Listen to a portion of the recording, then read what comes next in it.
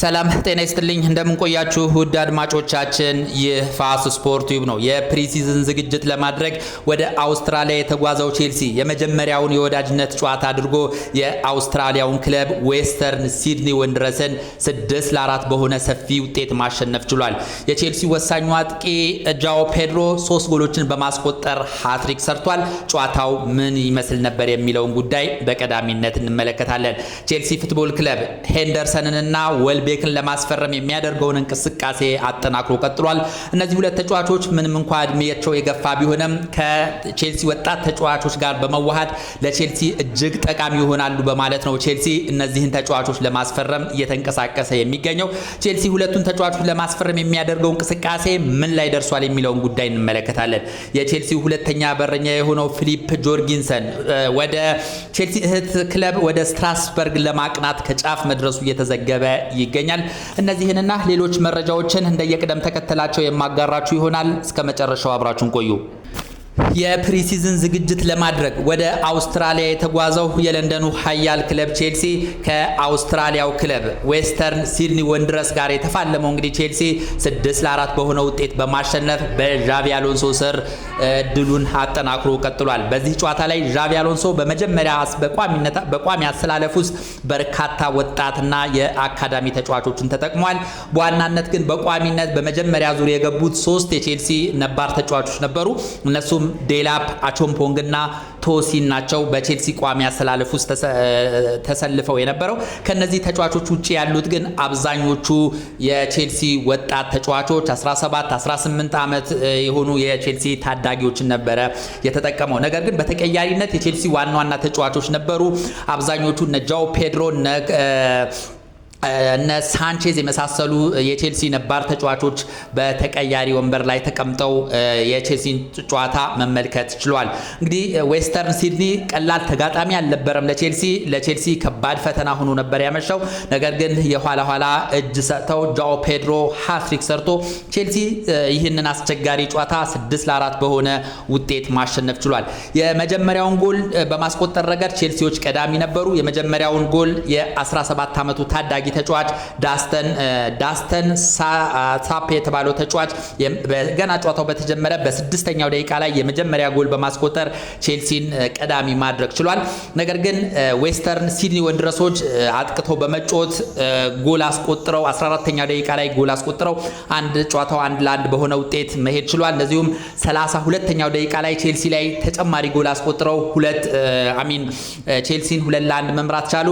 ነገር ግን 38ኛው ደቂቃ ላይ ዳሮ ኢሶጎ የቼልሲን ሁለተኛ ጎል በማስቆጠር ጨዋታው አቻ ውጤት ሊሆን ቻለ።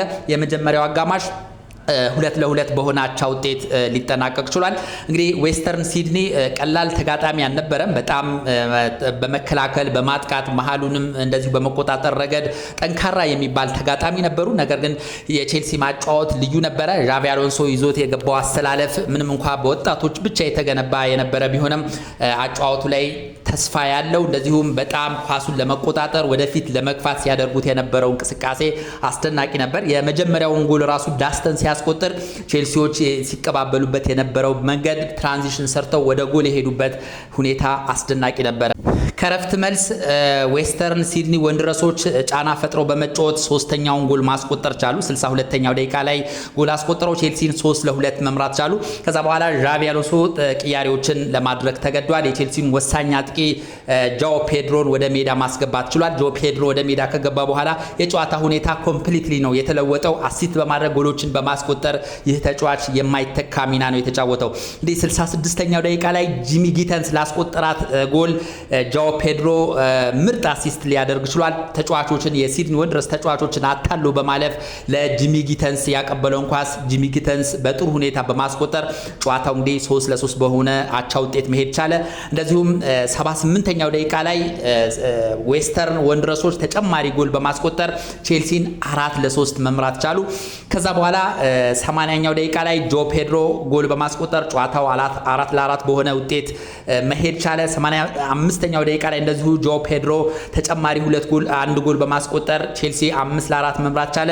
89ኛው ደቂቃ እንደዚሁ ጃኦ ፔድሮ ሃትሪክ የሆነ ጎል በማስቆጠር ቼልሲ በአጠቃላይ 6-4 በሆነ ውጤት ማሸነፍ ችሏል ማለት ነው። ከጨዋታው መጠናቀቅ በኋላ የቼልሲ አዲሱ አሰልጣኝ ዣቪ አሎንሶ ጃኦ ፔድሮን በእጅጉ አወድሶታል። ጎል የተራበ ተጫዋች ነው ሲል ነው እንግዲህ በማሞካሸት ጃኦ ፔድሮን በእጅጉ ያወደሰው። ጨዋታው በቀጣይ ምን ማድረግ እንዳለብን በፍንትው አድርጎ ያሳየን ጨዋታ ነው። ለቀጣይ ጥሩ ልምድ አግኝተንበታል ሲል ነው እንግዲህ የቼልሲ አዲሱ አሰልጣኝ ዣቪ አሎንሶ ሀሳቡን የገለጸው። ቼልሲ በቀጣይ ቅዳሜ በተመሳሳይ ሰዓት 6:45 ላይ ከለንደኑ ክለብ ቶትንሃም ጋር የሚያደርገው ጨዋታ እጅግ ይጠበቃል። በዚህ ጨዋታ ላይ ቼልሲ በዚህኛው ጨዋታ እንደተጠቀመው ወጣት ተጫዋቾችን ብቻ ይጠቀማል ተብሎ አይጠበቅም። የቼልሲ አዳዲስ ፈራሚዎችንም ጭምር በማካተቱ ከነባር ተጫዋቾቹ ጋር በማዋሃድ ከቶትንሃም እጅግ ወሳኝ ፊልም ያደርጋል ተብሎ ይጠበቃል። እንደ አጠቃላይ እንግዲህ ቼልሲ 6-4 በሆነ ውጤት በማሸነፍ በዣቪ አሎንሶ ስር ጥሩ የሚባል ድልን ማስመዝገብ ችሏል። ወደ ሌላኛው ዘገባ ስንሸጋገር የቼልሲውን ሁለተኛ በረኛ ፊሊፕ ጆርጊንሰን የተመለከተ ዘገባ እናገኛለን። ይህ በረኛ አሁን ላይ ወደ ቼልሲ የእህት ክለብ ሆነው ወደ ፈረንሳዩ ክለብ ስትራስበርግ ለማቅናት ጫፍ ላይ መድረሱ እየተዘገበ ይገኛል። ይህ በረኛ በቼልሲ ቤት በቋሚነት የመሰለፍ እድል አልተሰጠኝም፣ ስለዚህ ልትለቁኝ ይገባል ሲል በተደጋጋሚ ሲገልጽ ነበረ። ቼልሲም እንግዲህ ሀሳቡን በመቀበል ወደ ስትራስበርግ ሊሸኘው ከጫፍ መድረሱ እየተዘገበ ይገኛል። በቋሚነት ነው ወይስ በውሰት ነው የሚለው ጉዳይ እስካሁን ቼልሲ ፉትቦል ክለብ አላሳወቀም። ነገር ግን በጥቂት ቀናት ውስጥ ፊሊፕ ጆርጊንሰን ወደ ቼልሲ እህት ክለብ ስትራስበርግ እንደሚያመራ ተረጋግጧል። ወደ ሌላኛው ዘገባ ስንሸጋገር ዊልቤክን እና ሄንደርሰንን የተመለከተ ዘገባ እናገኛለን። ቼልሲ እነዚህን ሁለት እድሜያቸው የገፉ ተጫዋቾችን ለማስፈረም እንቅስቃሴ እያደረገና ከጫፍ ላይ እንደደረሰ እየተዘገበ ይገኛል። ሄንደርሰን ከብሬንትፎርድ ጋር ያለው ውል ኦልሞስት ተጠናቋል። ስለዚህ ቼልሲ ይህንን ተጫዋች በቀላሉ የሚያገኘውና የሚያስፈርምበት እድል ከፍተኛ ነው ተብሏል። እንደዚህም ዌልቤክም ከብራይተን ጋር ያለው ውል በሚቀጥለው ጃንዋሪ ይጠናቀቃል። ስለዚህ ቼልሲ ሁለቱን ተጫዋቾች ለማምጣት ያለው እድል ከፍተኛ ነው ተብሏል። ቼልሲም እንቅስቃሴውን አጠናክሮ ቀጥሏል ነው የተባለው።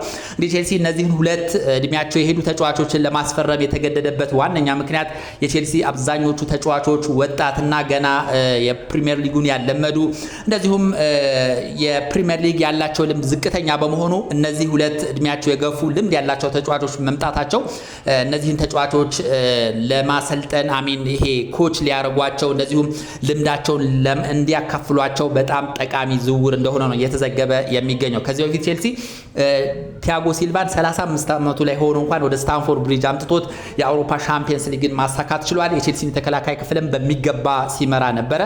ለዛም ይመስላል እንግዲህ እነዚህን ሁለት ተጫዋቾች ቼልሲ በማምጣት ለወጣቶቹ ልምድ እንዲያገኙ ለማድረግ ያሰበው።